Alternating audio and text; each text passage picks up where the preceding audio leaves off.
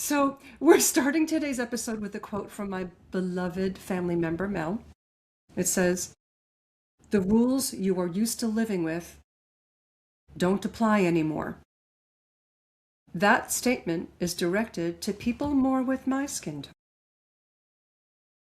I was in a meeting with a very kind white woman, and she was in such shock about Renee Good.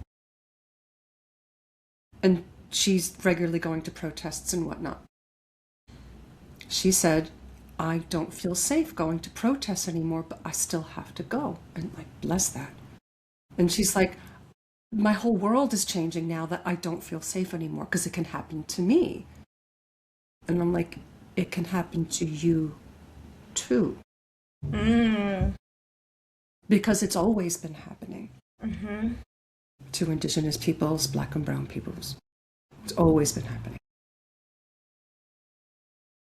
And you could really see like the flood of guilt go over her face.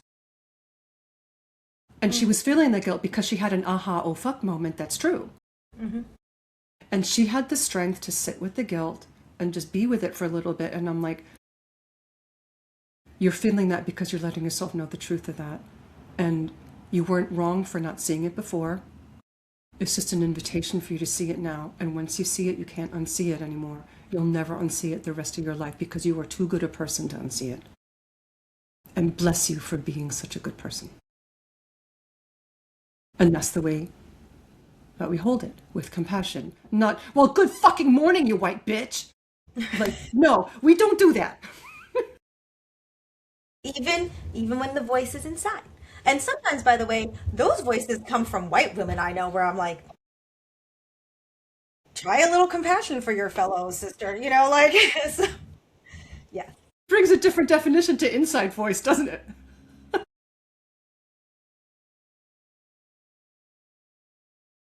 Yeah. Because in the United States, this is January 2025, we're making this recording. There's a lot that's changing really fast. Lots of things happening every day. And I'm living abroad as a Jew, and I've been living in the UK for 30 years. It's very different for me to see it. I live with a Russian husband, and he's like, "Oh, it's not so bad there. Russia's much worse." Like, let's keep perspective. There's relativity always, folks. Keep perspective. Always that perspective. And I'd love, Mel, to hand it over to you to kind of have your perspective piece on this and your additions to this. Thank you. Let's see. Let's start with how I feel in my body and why we're here today recording all of this, as opposed to our usual dive into the embodied glossary. I feel sick, not just because of perimenopause, but because of fascism. I feel, a lot of things. I feel nauseated. I feel hope where my chest kind of opens up and I see things in the news and then I feel tight and then I feel rage and I feel all this discomfort and then I make my way to some form of catharsis and then I kind of rebuild myself to get to a center and move forward again. So I wanted to start with that because I don't know what the process is for other people who don't have processes of their own. They don't have to be what I described. It could be meditation, it can be CBT, it could be going for a walk, like I am in the soup. I am in the country and I'm really concerned that people are not able to handle the way that wonderful woman you described, and I thank her for her work because this is the work we all have to do. Now, let's call out a power dynamic.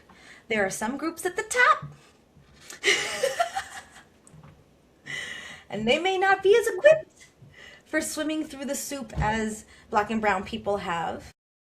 And that is deeply, right now, has been a deep concern of mine and is deeply felt in this moment as a real concern is how do I support my fellow American citizen in waking up? In not blaming, in not shaming, supporting them. That's a big request for people. I know that, but I'm willing to open my heart and help people, support people to see the truth of not only the racism that we've all been swimming in, all of us. All of us. But coming to grips with the new reality that our government is explicitly and openly fascist. Yes. We now live in a different, to quote an amazing historian online, Heather Cox Richardson, who a lot of people know, she said the other day that the day after, we're going to say her name, that Renee Good was killed, the next day we woke up in a new country. Mm. That was a portal moment. And I don't think people have what it takes yet to handle what that feels like in the body. So I see a lot of shock. I see a lot of inability to make sense of things.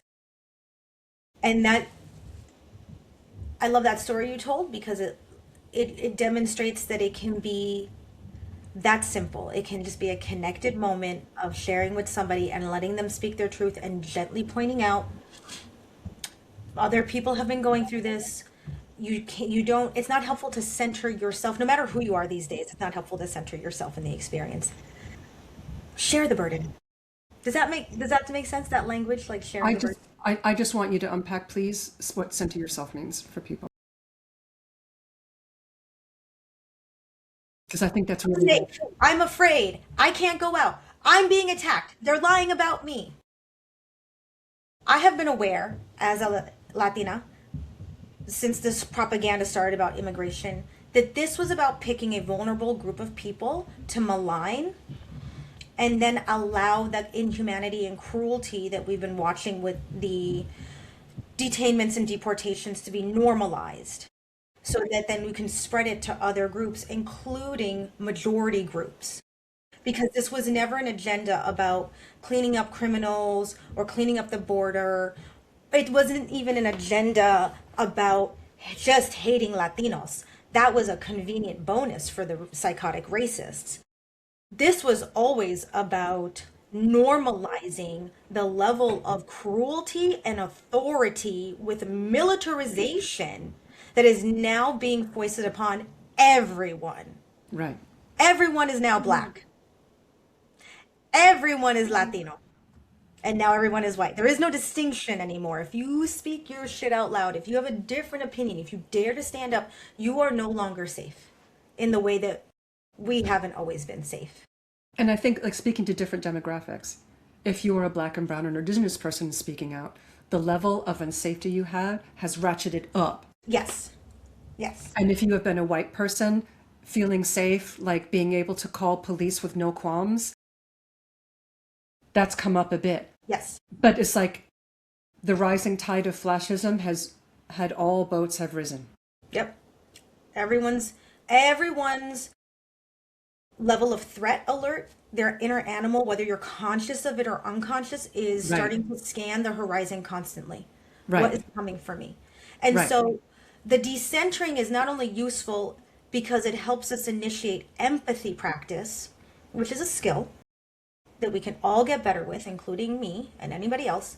But it's helpful to not play into the fear and terror that they want you to feel when they create an avatar that they're attacking, so that you can be subsumed in it and feel isolated. If we don't center ourselves in it, we share the experience and we share power, and we're connected as opposed to being isolated and separated. And so that's what I want.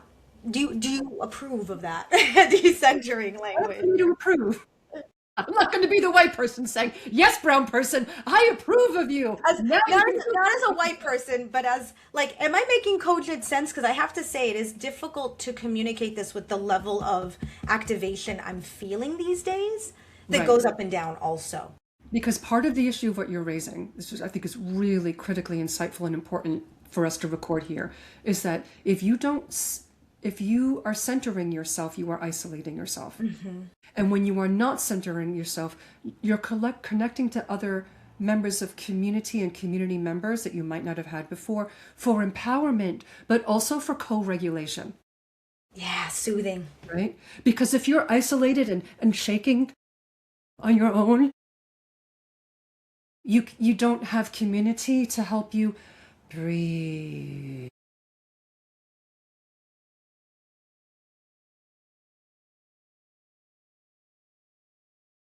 Thank you for that. See, Shoshana just helped me to co-regulate. She regulated for me. I don't know if people know the language of co-regulation, but through her example, and because I trust her, I can hear her voice. I can mirror it. I can follow her breath. And we take turns doing this for one another. Right. As friends and allies. Right. And how blessed am I to have so many, but I work to cultivate that. I think people in their suffering or grief of any kind, not just this huge experience collectively that is being digested.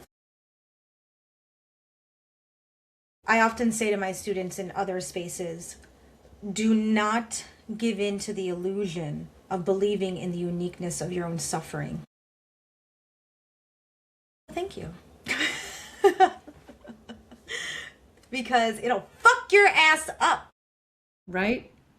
And I think like we were talking before we started recording, we were talking about the enculturation of America and the individualism of America and the meritocracy, and how that encourages isolation and the invisibility not only of the structures which interfere with people's capacities to do their own bootstrap thing, but it also isolates people in being able to speak about what everyone else is also going. And what sorry. Oh, no, please. I think this is what gets in the way of people getting to link up in community. People are also afraid of saying the wrong thing to the wrong person. And that's why I want everyone to understand you don't have to hold that anymore. Put that down. We're all in the shit together. I'd like to say another word to white people who are gently or violently waking up. And that is, as you begin to have more conversations about how horrible this is, you might not be sharing this with someone who's resourced enough or self-regulated enough to hold that for you in ways that you may wish could happen. And that's okay. That's okay. So I invite you to really have compassion for the people you speak with. That in case they go, well, wait, thank you for waking the fuck up, white bitch. Yeah. If somebody does that, they have been thinking that for years. Yeah. Wanting you to wake up for years. And nothing woke you up except the death of a white woman at the hands of a white man in public on video, when there have been literally over 36 deaths already on record that I know of Black and brown people because of ICE. Outright and endless detainment and torture. And even when those people come back, they have survived physical and sexual assault in inhumane places. And what I want people to know is that as a person of color, where I could really be centered, I could give into the centering of that. Right. I feel Renee Good's spirit as my own family and sister, because she came forward in her humanity to be part of the community. And they tried to malign and degrade, and the rage I feel that people could lie, and I know why, because what we're seeing are psychopaths who are sadistic and just want to they don't give a fuck, and they want what they want, and that's reality. And it took the death of an innocent paragon of ultimate safety in our society, which was not for her to carry. That was not her burden. But at least now we can see it for what it is, see people's reactions, and not have her name be forgotten. We will continue to defend her, and we will use the moment. And I feel horrible for her family and how they witnessed that, and her neighborhood that was traumatized. And there is nothing in me that is happy or relieved that finally we're seeing it. I never want anyone to die. I don't care what color you are. But if this is what it takes for people to start protesting, what that information, what the data tells me is the lack of empathy for one another is a skill that Americans have to work on. Yes. So when you have these discussions with other people, whether they're dissing her death or really deeply triggered by it, do your best to hold space for yourself and others in deep empathy. And if you can't, that's okay. You're building your empathy muscles.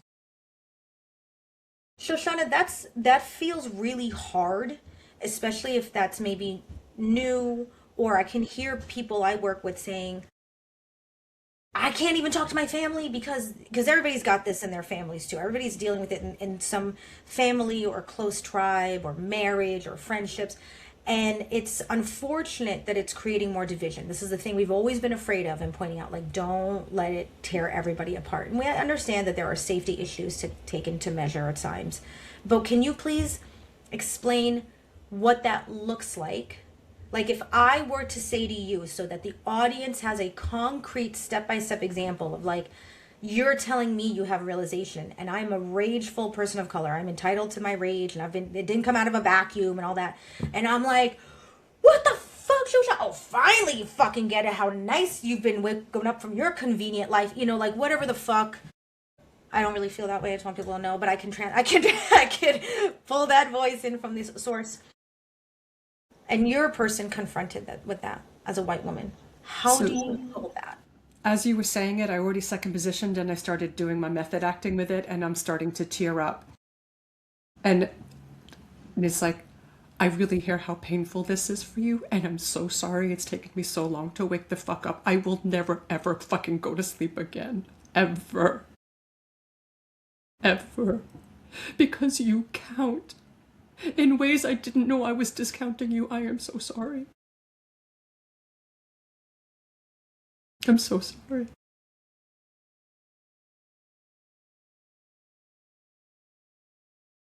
Thank you for owning it still, even in the face of rage.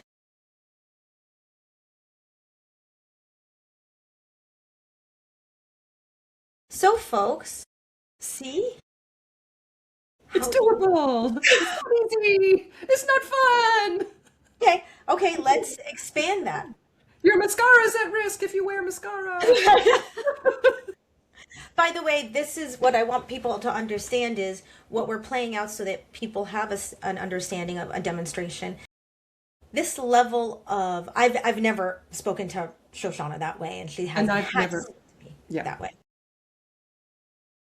But we know that we can trust in one another, that we won't be easily moved to hide or eschew or pretend. We stay connected. That takes vulnerability. That took so much for Shoshana to be able to step into that in a true sense, because that is a dialogue that sometimes we have to have. And if I expand that and decenter and say thank you, but then effectively go, how can I learn? How does that raise my empathy boat, right? How does Shoshana coming to me and owning that?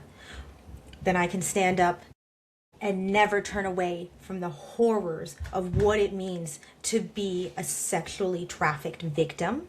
And I will fight for the people who are silenced.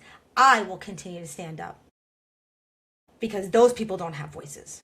And this is what it takes for humanity to come together. It doesn't matter that I'm somebody who's a person of color and I'm a Latina and it could be La Migra. The Migra is still coming for me. Now, what about my fellow people who have even less and who have less visibility, less opportunity for voice, and where when I'm not, because I'm not constantly being assaulted, they're not here, they're not at my door, what can I do to be available? Unless I'm actually surviving it, I am still available for allyship and activity. Right. Intersectional as fuck. Intersectional as fuck, baby. You're in it. We're all in it. We don't have a choice. What are you going to do? How are you going to move forward? And part of what you're talking about that I think is really important is to remember that part of being a grown-up, part of being emotionally intelligent, is being able to feel your feelings and bear the pain of others without disappearing up your own ass.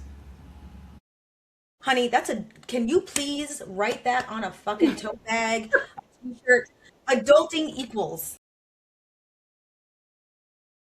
Like, I can hang on to my own experience consciously and be present while somebody else is having theirs, and I can let them have theirs and I can have mine.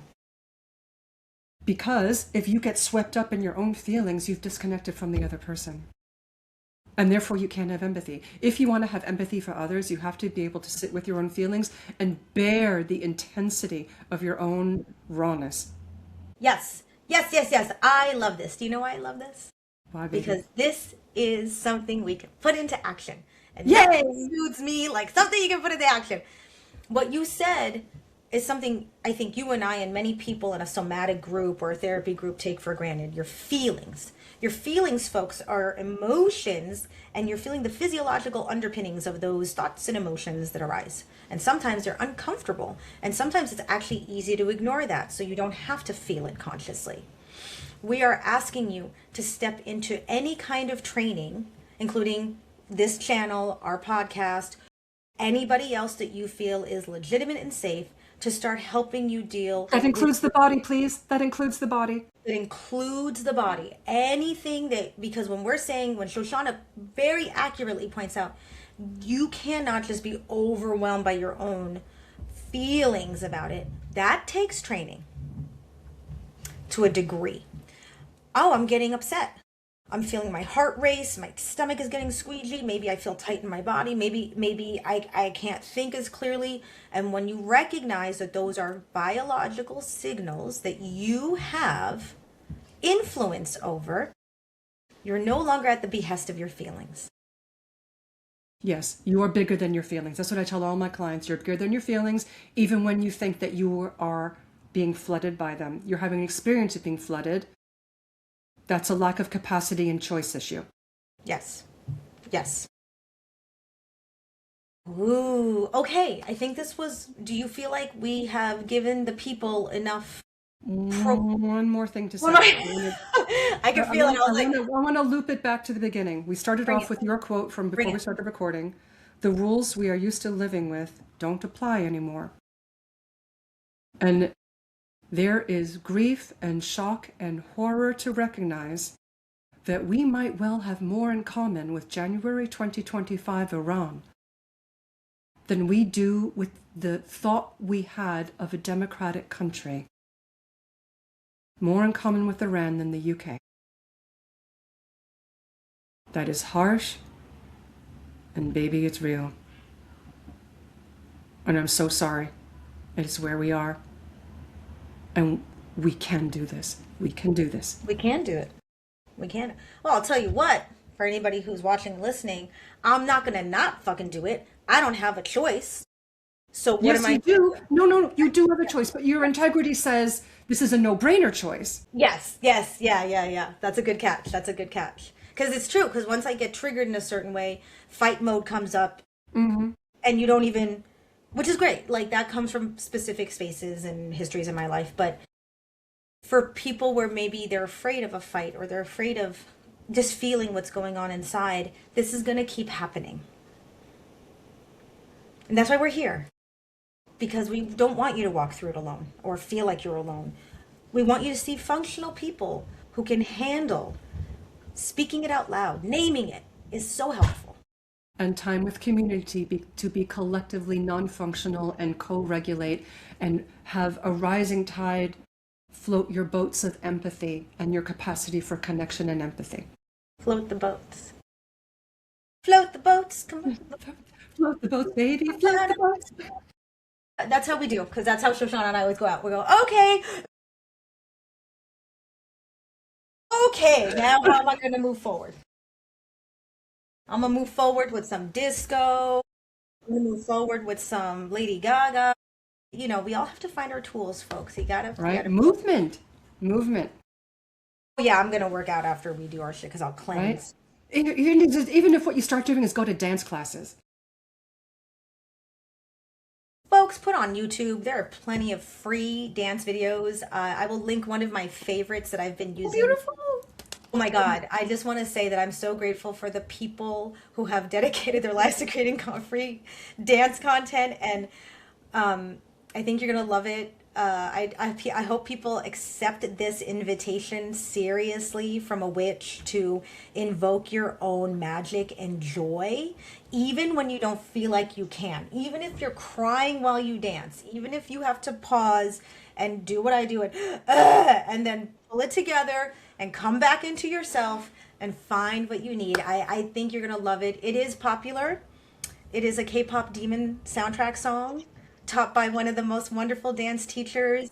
Love this. And it has graphics and cartoons, and he's in the mountain with his backup dancers teaching you how to, and I'm like, I'm going to be doing that on repeat. Sometimes that's survival for me. Yes, Shoshana, go get it. So white people, it's about isolation. You might need to practice little moves, like it's isolation. Isolation, practice it in the mirror, have fun. That's right, yeah. By the way, that is something that I always want to bring to the white brethren, especially the dudes, when I'm like, we're gonna get not that all black people can dance and no white people can. That's just not what I'm saying. I'm just saying, statistically speaking, if you can't dance, most likely you're paler. That's all. Just the probability. That's all. This is why I have a white cover. It's like, don't be Donald. Oh my God, I love the double dicking to the face. I'm like, if that's your instinct, homie, I don't know. Go work that out. Maybe you'll be a better person. It's 2026, girl. Get it. Get your shit. On that note of comedy, is there anything else you'd like to add, or are we done? I think we're good. I think we'll see what the comments say. Welcome to our own regulation ceremony, and this is how we do. Including humor. That's it. 100%. See you next time. Bye, beautiful people.